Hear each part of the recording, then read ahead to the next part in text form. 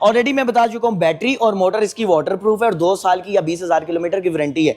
इसी के साथ साथ मेट्रो कंपनी आपको इसका जो फ्रेम है, मेन सस्पेंशन जिसके ऊपर ये पूरी बॉडी खड़ी होती है, फ्रेम की 3 साल की वारंटी देता है, मेट्रो कंपनी देता है और कोई भी कंपनी नहीं देती। इसके अलावा जितने भी इलेक्ट्रिकल पार्ट्स हैं जिसके अंदर चार्जर है, कंट्रोलर है, कन्वर्टर है, ECU है, GPS है, व्हाटसोएवर इट इज, 1 साल की मेट्रो उसकी भी आपको रिप्लेसमेंट वारंटी देता है।